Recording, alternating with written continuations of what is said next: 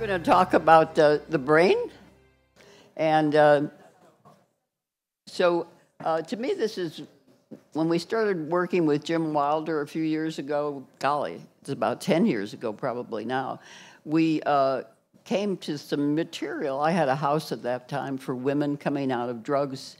And what I felt at the time was I wasn't equipped in order to really do the work that we needed to do to see people set free.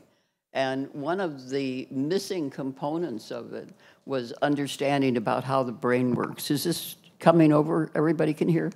Was understanding how the brain works and what an incredible gift it is from the Lord. So the thing is that if it's not treated with love and respect, it isn't able to operate the way God meant it to work. And so Jim's material and all of the material that's in this presentation today came somewhere from one of Jim Wilder's books or his teachings on trauma. And I would suggest that one of the books that is back there is Living from the Heart Jesus Gave You. And it's a lot of the material comes from there. The first time I taught that material, somebody threw the book at me because it said basically that our sarks, that ability, that knowledge of good and evil was always wrong. And so it really challenged that person because he believed that he had the knowledge, right? And he was absolutely sure that he was right about those things. So we want to Lord, I just pray that as we talk today, we just are so filled with the fact that you made us so beautifully and so complex, and that brain is such a gift to us, Lord, a gift that we need to treasure and to be sure that we treat others' brains with respect and with honor. In Jesus' name.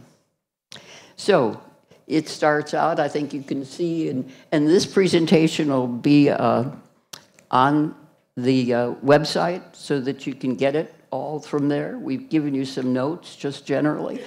But the title is Your Brain, a Gift from the Creator of the Universe. And the very first slide is just one of quiet and rest. So we want you to just be in that place of rest as we start to talk about the brain. So the question is, your brain, have you given it much thought? And this is a quote from Discover magazine. Of all the objects in the universe, the human brain is the most complex.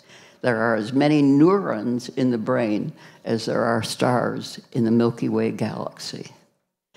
So here's God's thoughts on the brain. You will keep him in perfect peace, him whose mind is steadfast because he trusts in you, Isaiah 26:3. Here's Romans 12:2. Stop imitating the ideals and opinions of the culture around you. There's a good word for us, right? But be inwardly transformed by the Holy Spirit through a total reformation of how you think. This will empower you to discern God's will as you live a beautiful life, satisfying and perfect in his eyes. So that's the process that we're in, right? We don't want to be imitating the world around us, right? We want to be different. We want to be transformed by the renewing of our mind, and the Holy Spirit is so good at doing that. So here's some general aspects of the brain. It has a joy center. It has fetal biochemistry, and joy can be built your whole life. It syncs and desires to sync with caregivers. And it's amazing, but that all peaks at 9 months. We don't realize how important those first 3 and 6 and 9 months period are in the development of the brain. And each side of the brain has different functions. The left side, verbal, logical, right? Our file cabinets are all over there. The right side is expressive. It's also where trauma resolves. So here's a picture, call it taking sides. The left is computational, logical, verbal, analytical, language, sequential, linear, factual. It runs at 4 to 5 cycles a second. On the right side is that creative thrust, artistic, imaginative, nonverbal, emotional, visual, intuitive, melodious, daydreaming. And if you notice, it runs faster than your left side of your brain. So here's another picture just of the left brain, which is file cabinet stuff, right? Everything's stored over there. And the right-hand brain, very free, passionate, creative living. Jim Wilder's come out with a new book written with a pastor about bringing your whole brain to church, right? They did some studies about what is it that goes wrong with discipling. And what they found was that the discipling generally is all left-brained. So you leave that creative imagination relationship part out of the picture. What you have are people that do not become followers of Jesus, looking more like Jesus all the time, because you need both sides of your brain to operate, right? That makes sense? Yeah. There was a study done actually at a huge church in Chicago area, and they were, Willow Creek is the name of the church, and they were kind of taking bets among the pastors about what programs would make disciples. And so they did this enormous study. It was actually given to them free, but about $1 million worth of research work. And so what happened was when they got the results back is that they found that anything that didn't create a relationship with Jesus did not create disciples. So they actually did go back and repent about the programs and the things that they were doing as a church and changed up everything because they realized, because of the study, that without that relationship, without hearing his voice, without being part of that transforming process in our lives, we miss the boat. So we look around the church and we think, oh, how much of it is left-brained, right? Memorization, nothing wrong with knowing all the scriptures, right? But without the relationship with Jesus, without hearing his voice and walking with him, we don't become followers of Jesus. So the goal of infancy is to grow a synchronized self that moves with body rhythms and fits well with the people around the baby. At 3 months old, okay, the prefrontal cortex, that's right up here in the front of our brain, starts growing and copying what it sees the mother doing. And this was one of those things that, whoa, when I hit this one, I thought, that explains a lot. The brain actually forms chemically on the basis of the mother's brain and what the baby receives. So if you have a baby who is absolutely the apple of everybody's eye in the house, right? And bonding with mother and just she's just walking in that place of joy, you have a brain that is totally different than the little child that maybe's in an orphanage, right? Without someone there that loves and cares for him.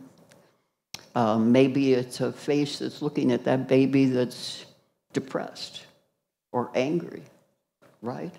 Or the face that's not even there.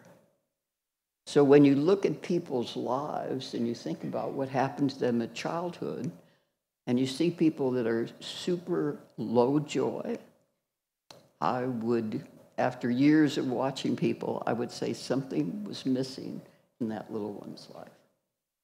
That's how important those early months are building joy, building bonding, building those relationships. So that baby really becomes what he receives. Is that not amazing to you that that chemical work is done? That there's actually a difference in the brain depending on the face that the baby is looking at. That's what we're talking about. So here are the needs from birth through 3 years. Strong, loving, caring bonds with parents. Important needs of the baby are met without asking. Others take the lead and synchronize with him first. There's quiet time together. It isn't all just joy and laughter. I don't know if you ever watched a baby and you're tickling him and you get him to that point where joy, joy, joy, and then all of a sudden the baby turns away, right? Because he's self-regulating, basically. That's all the joy he can take at that moment, right? It's a beautiful thing to watch. So that quiet time together is really important.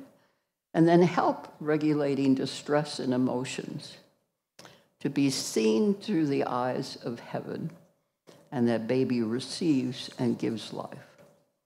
So here's some more tasks. Those first 3 years, this is the load, right? He receives with joy. He learns to synchronize with others.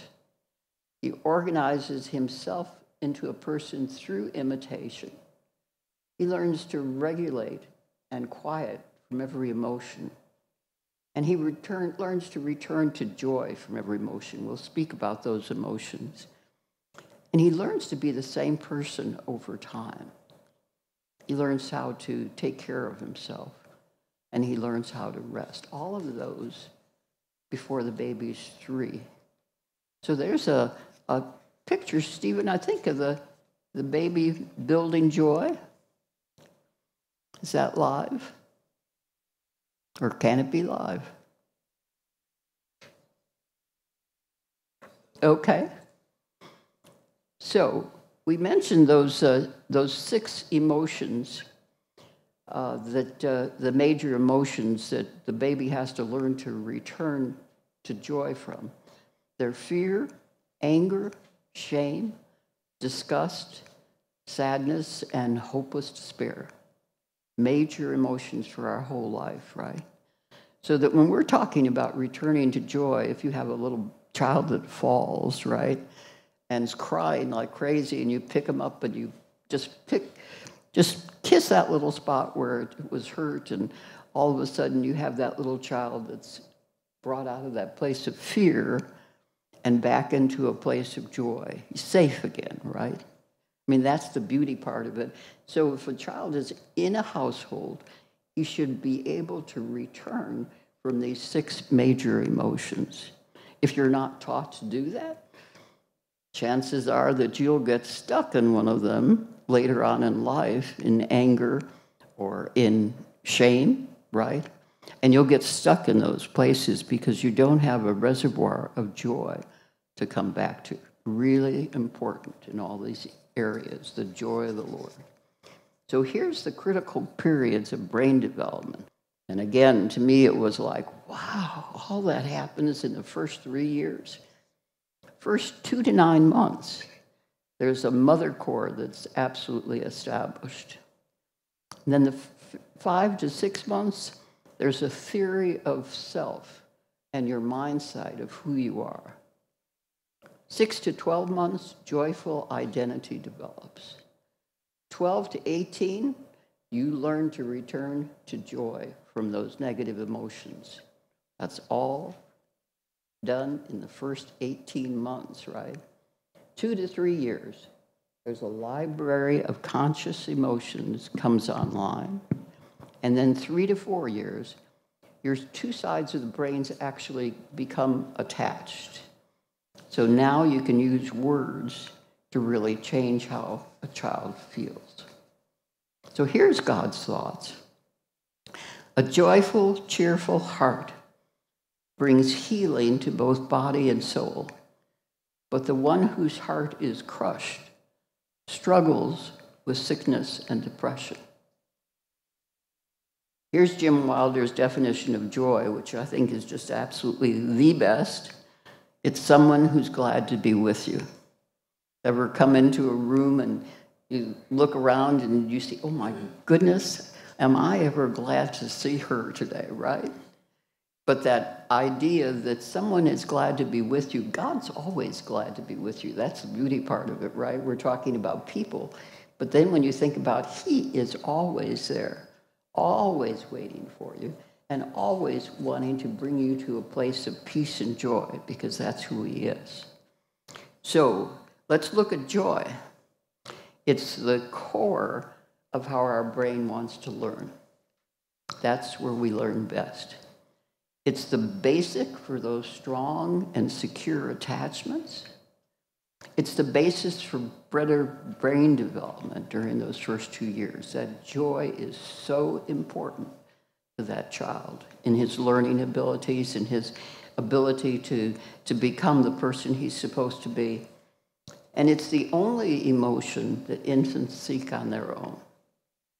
It's the way to grow and strengthen relational bonds. The greater the joy, the greater our capacity to handle distress and trauma. And the good news is that that part of our brain, the joy center, changes our whole lifetime. The rest of the brain, not so true of it. But the joy center can change basically building joy in your life that was not there before. Here's a picture, I think, Stephen, we have it. It's a daddy building joy. Just a quick clip, because you've seen, is it going to come? Huh? Missing it, huh? Well, it's a beautiful little picture of a boy. And on the PDF file, which I'm sure we can find it for you, it's just that sense that dad is talking to that baby, smiling at him, right? There's just such a sense of warmth, and the baby just so responds to someone who is so glad to be with him. That's what it's all about. So you think about our families today and how the enemy has absolutely torn them apart. What do they do? Moms go back to work after 3 months. Just at the stage when all of this is building and all this relationship and bonding is supposed to happen, right? All of a sudden, mom's gone out of the house. So the enemy has been really good at being able to break down those abilities to form those bonds. So let's build a brain. There's a command center located up here in the right hemisphere, and it's always in charge. It actually shuts down other areas of the brain when it's under high stress. And it develops during the first 24 months of life. There are 4 levels: the thalamus, the amygdala, the cingulate cortex, and the right orbital prefrontal cortex. So let's look at the back of the brain. Way back here on the right-hand side, there is an attachment and a pleasure center. So this is really important. That's the first thoughts that come into your head. Right next to that is a fear center, and it keeps us safe. It evaluates everything that comes into your perspective. It's either makes that decision whether what's happening is good or it's bad or it's scary. And if it's good, then it engages and the thoughts continue on. If it's bad or if it's scary, if that's the decision that's made in the fear center, then we usually have something like fight or flight or freeze or appease. That's what happens. Important part of our brain.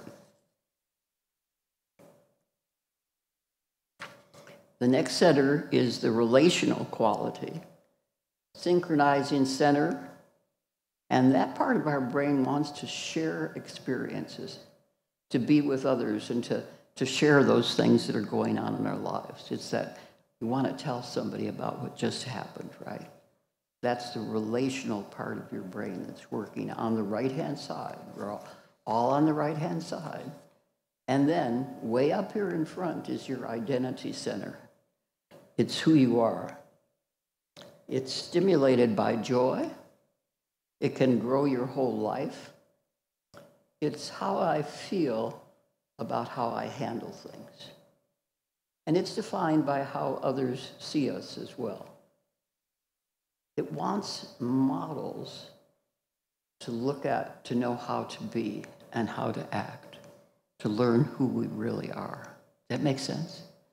Yeah, you're looking for a model. You're looking for somebody to share with. You're looking for somebody to help you know who you are, and in the process, you're going to help them know it. So then if you shift to your left side of your brain, right, there's that belief center, all about language. We can talk about all sorts of things, right?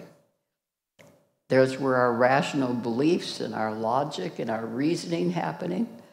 We love to name and explain and analyze things. The thing about that left side of the brain is it's really stubborn. It doesn't like to change, right? And so it only changes when the right side of your brain is activated and something happens that makes that left brain change. That's how important that right brain is, right? Because without that, we would be stuck in all that logical thinking. So that's what a brain looks like. The left side, remember, is verbal and logical, and it's always trying to explain everything that's happening. It is the center for stories, as well as the center for anxiety and guilt. Very resistant to change. And the interesting thing about it is if there's no information coming in from the right-hand side, the left-hand side of the brain simply makes up a story. It'll be be a great storyteller experience, right? But it just makes it up based on what it's seeing at the moment. So think about those key tasks that the baby needs to learn and how they'll affect his or her whole life. We want to receive with joy. We want to learn to synchronize with others. It's a process of organizing ourselves into a person through imitation, and you learn to regulate and quiet every emotion. Major work, right? Yeah. You learn how to return to joy from every one of those emotions. And the baby learns to be the same person over time. He learns the what? Yeah, that's it. What do we got? Oh, there's the baby. Hey, there it is. This is. Can you hear that baby? Cool. Yeah.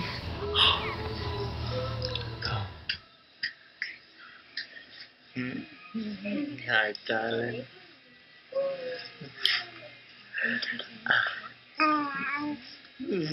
What else, darling? What else? What else?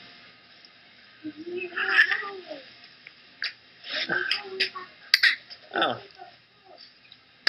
Oh. Mm-hmm. Oh, big cow. Beautiful cow. Ah. Ah. Mm. Daddy.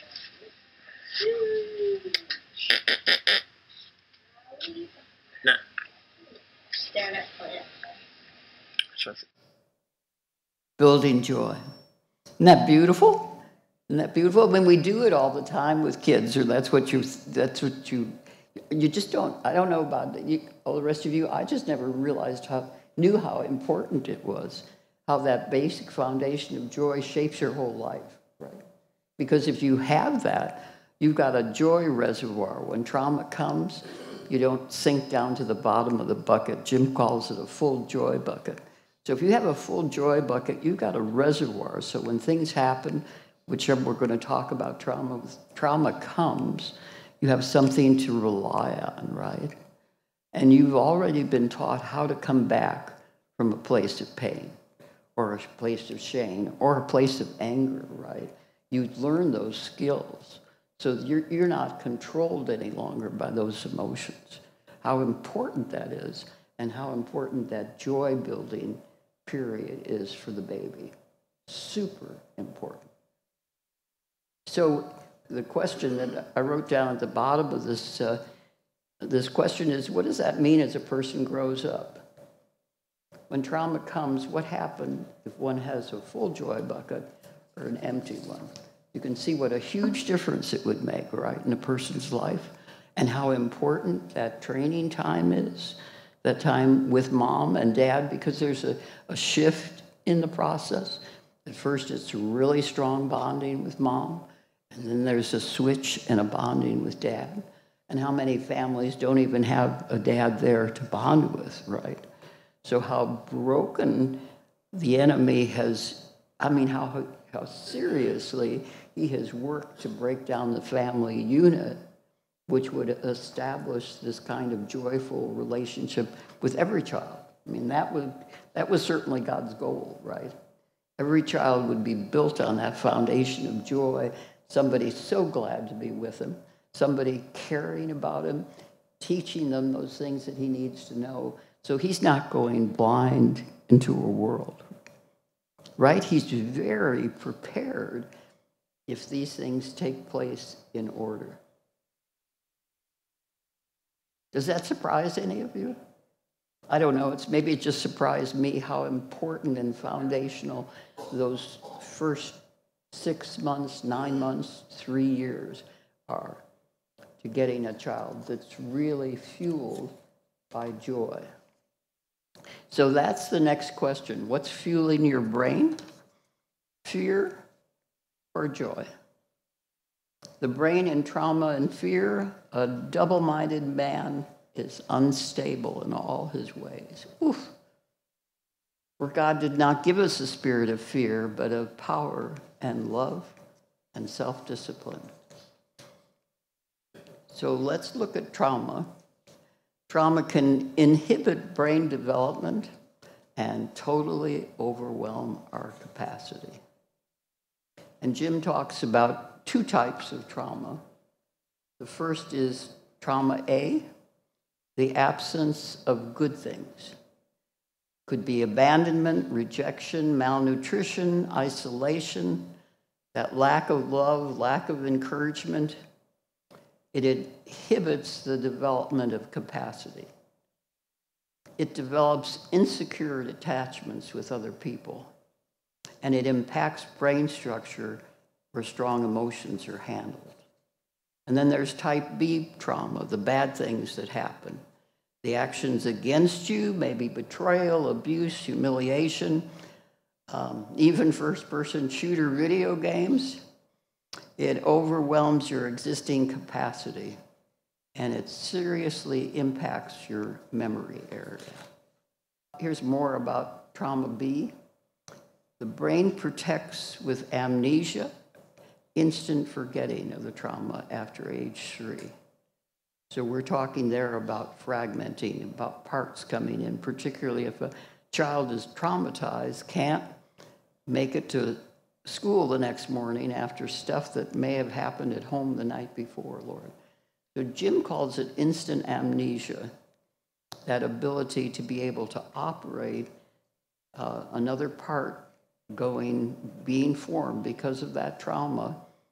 And this is the sort of wounds that can take a long time to heal. The therapy can help, but what we know is that the very best therapy is when Jesus walks into those pictures, because he can heal them all. So there are fractures of the soul that take place, and then there are fractures of the mind. Again, Jesus is the one who heals both. No question about that. I can remember the first time I talked to a psychiatrist. His name was Carl Lehman from Chicago. And we were talking. It was my first time at a Jim Wilder meeting, and Lehman was there, and I said to him, what about all the diagnoses? Because he was a psychiatrist, right? I said, what about all the diagnoses that we hear about? And he said, they all leave the room when Jesus walks in. I thought, that's my kind of psychiatrist, right? But what he said was really interesting because he's written a book about that. We think it makes a great doorpost, right? I don't suggest that you go out and buy it, but it's all about Emmanuel and manual healing. And he tells his story as a psychiatrist. He said when he was first became a psychiatrist, he felt that he helped 7% of the people that he was dealing with. That's a pretty low level, right? And then he got onto some things like EMDR and some other techniques, and he felt that it went up to 20 to 25% that he was helping at that point. And then he collaborated with Jim Wilder, and they talked manual healing and manual journaling, and he felt that it had gone from that 35% up to 90%.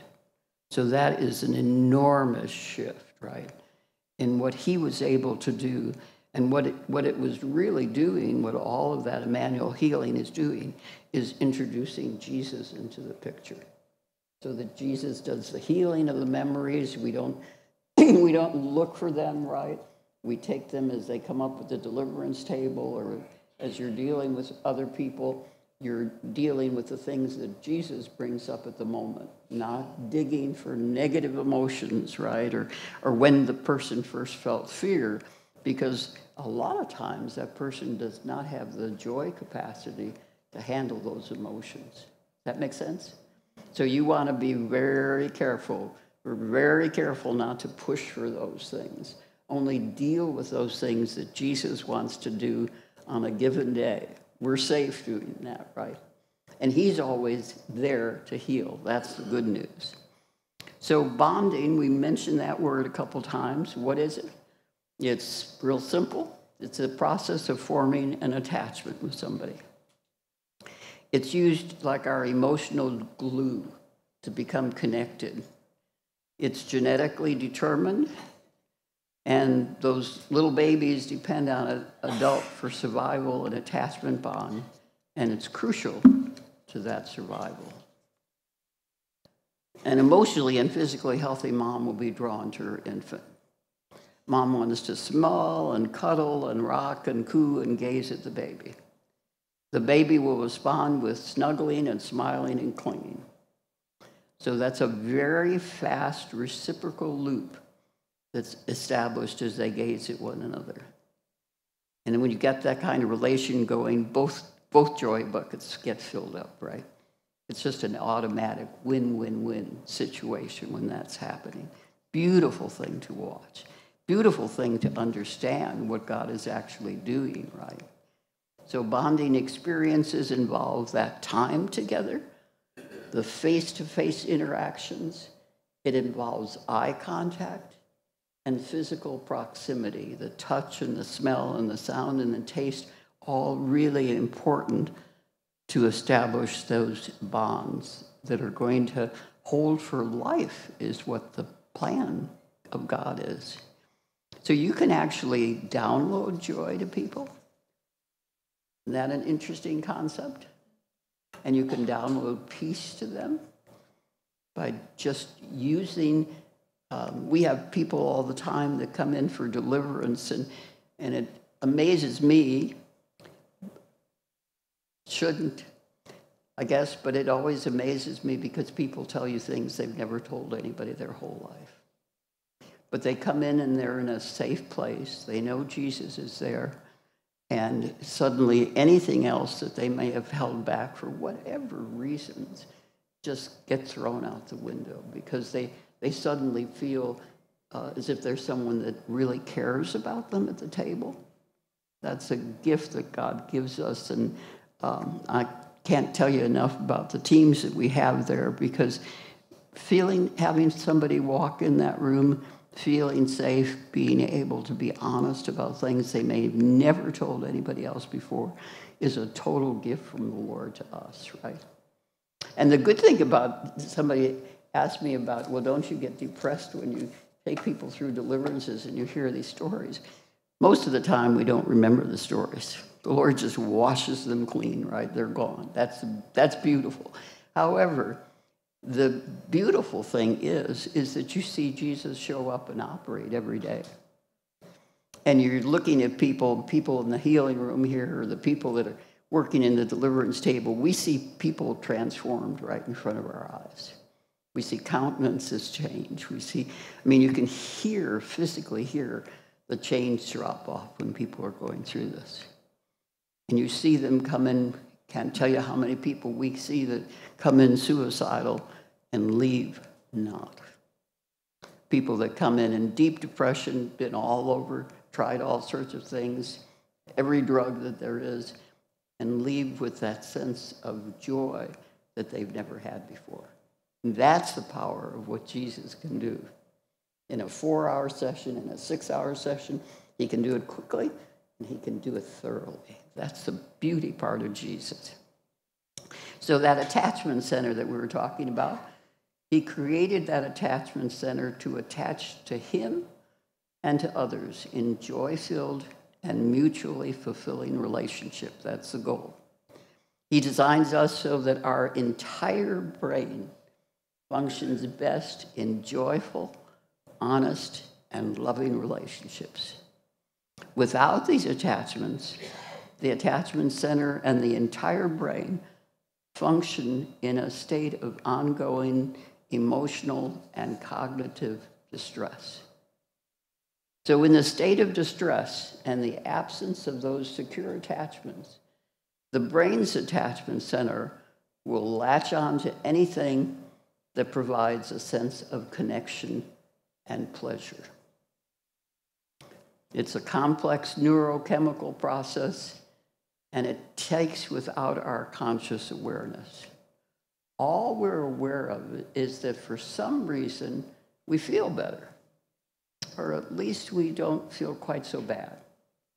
The problem is that once the attachment center attaches to someone or something, it doesn't want to let go. And it begins to rely on that attachment to help regulate emotions and pleasure in the brain. When those kind of attachments grow, they literally hijack the attachment center and the entire brain. So does that sound a lot like addiction? Yeah, exactly, right? So let's look at addiction. And this is from Jim. We like to describe addiction as an attachment to a behavior, an event, an experience, a person, or a substance. He calls them beeps, that are used to regulate emotion, increase pleasure, or decrease pain. Beeps is a very useful concept because it describes the neurochemical process of attachment that is at the root of all addictions. In addition, beeps can have a variety of forms to the attachment center of the brain: sex, or food, or work, performance, alcohol, drugs, gambling, thrill-seeking pleasure. All can be behaviors that we seek after. Once the brain has attached to beeps and is using the beeps to regulate emotions, pleasure, and pain, beeps then take on a unique life of their own. In this way, those beeps literally hijack the attachment center of the brain and eventually alter the function of the entire brain. This idea of beeps is also useful because it does not stigmatize certain attachments and excuse others as more socially acceptable. To the brain, attachments to work, performance, or thrill-seeking behavior function in the same way as attachments to cocaine or alcohol. The only difference is that those attachments to cocaine or alcohol cause secondary problems that are much less socially acceptable, right? And potentially way more destructive. in terms of the ability to have healthy, joy-filled relationships with God and others, the impact of beeps causes us all to miss the mark. So, that lack of secure attachment that we talked about in the beginning, and the experience of unresolved life trauma can make the brain highly vulnerable to beeps. The lack of pleasure and the inability of the attachment center to consistently help regulate dopamine, the chemical that helps attachment, makes us feel pleasure, is so important. And since we are unique individuals, beeps may all impact us to varying degrees. And what feels pleasurable to one person may not feel very good at all to another.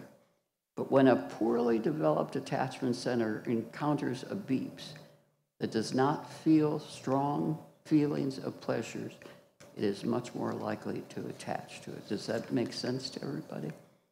Picture of what happens, right? So what happens when healthy bonding doesn't happen? There are developmental delays in children, eating disorders, hoarding of food, soothing behaviors. Sometimes there's really kids biting themselves, head banging. Emotional behaviors, anxiety, fear, depression come in. Sometimes it's just straight old up aggression, right? A lack of empathy, poor impulse control, and rage. One of the charts, actually, it's in Jim's book on Living from the Heart Jesus Gave You, is this chart that you'll have a copy of it in your material too, because I always feel that it's so crucial to understand the difference in love bonds and fear bonds when you're talking relationships with people. So we're just going to look down this chart. If you're working on love bonds, participants on both ends of the bond benefit. In other words, both people gain. If you're working in a relationship that's all fear-based, only one person gains advantage. And he knows what that advantage is, right? If you're working in love bonds, truth will pervade the relationship. If you're working on fear bonds, it's exactly the opposite. Deceit and pretending are required. Love bond continually grow in mature people. Fear bond increasingly restricts and stunts the growth of someone. In love bond, you operate from the front of the brain, up here in this right front cortical area, and your question is, how do I act like myself? Fear bond, operating from the back of the brain, and the question is, from the predator, how do I get what I want? Love bond, participants on both ends benefit. Oops, I think I've got that page in here twice. I do. So that's what the love bond, fear bond relationships are based on. You can see, when we see that all the time, working with people, right? People that are working in love relationships or relationships that are really run by fear and put people in that place where someone is the predator all the time. Someone is taken advantage of. Someone has to cave, whatever that looks like, in order to keep what may look like peace in the family or in the household. So the brain on joy, I love these definitions. My heart and soul explode with joy, full of glory. Even my body will rest confident and secure. And Nehemiah 8:9, we use this one all the time, right? The joy of the Lord is your strength. Romans 14:17 says, for the kingdom of God is not a matter of rules about food and drink, but is in the realm of the Holy Spirit, filled with righteousness, peace, and joy. As we trust, we rejoice with an uncontained joy flowing from Yahweh. And here's the secret, right? Gaze upon him, join your life with his, and joy will come. That's a promise. Your faces will glisten with glory, and you'll never wear that shame face again. How beautiful a promise is that? Here's another one. Then my fears will dissolve into limitless joy. My whole being will overflow with gladness because of your mighty deliverance. And Psalm 51:12 says, let my passion for life be restored, tasting joy in every breakthrough you bring to me. Hold me close to you with a willing spirit that obeys whatever you say. So the takeaway, part of the takeaway is the greater the joy, the greater our capacity to handle distress and trauma. And this joy pocket up here can be changed your whole life. It all depends on whose face you were looking at, right? The Lord wants you looking towards him because he's always glad to be with you, right? His word says that he never will leave us or forsake you. All those truths about who he is, when you stop and take him apart, they're all joy builders in your life. He wants you to be walking in the fullness of the joy that he has for you. Because what we know, too, is that our brains work best on joy. They don't work well in fear, right? In fact, Jim did a study one time. I've been trying to get it of 100 decisions in scriptures that were all built on fear. All bad decisions, right? So when we see ourselves working out of that place of fear, we ought to stop down and say, Lord, what's going on here, right? Where's that joy that you gave me? How did the enemy steal that joy from us? There's the ticket, right? Because he is more than able to show you who stole the joy, what happened, and how he wants to restore it to you. So one of the things we know, too, is that when you go from appreciation, you go from the back of your brain to your front, where your brain can help explain and verify and comfort. Sticking in the back of the brain is not a good place to be. But what we know is that immediate thanksgiving, immediate appreciation will take you back up to the right part of your brain. Beautiful, right? How he set that up for us. And joy and a synchronized brain with somebody else will keep the relationship bigger than the problem. The enemy always wants to divide and always cause division, right? So you have to sit back and say, oh, that person across the table is not my enemy, nor the person in the next office, right? The enemy is always of the enemy. If there's division, he is around and he wants to steal your peace and your joy. That's major goal. So one of those verses that we talked about was the fact that joy and peace walk with righteousness in his kingdom, empowered by the Holy Spirit. That's the kingdom, right? Walking in peace and joy. If you could picture yourself, we have people at the table that are able to see themselves free and walking along with just joy and peace, right? That's who he meant to be your constant companion. Joy and peace. Fear out of the picture, right? Totally out of the picture when he's there for you. So here's a verse out of Galatians. Different than sometimes we hear these verses, but that's beautiful. But the fruit produced by the Holy Spirit within you is divine love in all its varied expression. Joy that overflows, peace that subdues, patience that endures, kindness in action, a life full of virtue, faith that prevails, gentleness of heart, and strength of spirit. Never set the law above these qualities, for they are meant to be limitless. So I just bless you. We've got time to, may not be able to answer all the questions that you might have or that this might have sparked. But if you have a question that just comes to mind, we'll try to answer it. Yes, I have a question. Is this on? Okay. So when we get stuck in like bad behaviors or bad things that we did, and we learn them through our family our whole life. I mean, going back to culture, tradition, family. Yep.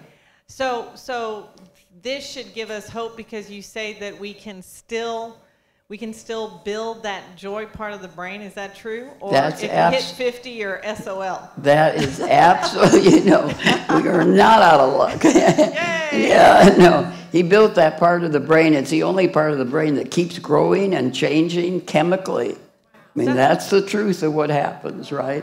So it is who we're looking at, right? If we're looking at Jesus, if we're looking at the Lord for our truth, validation of who we are, not at the world, right?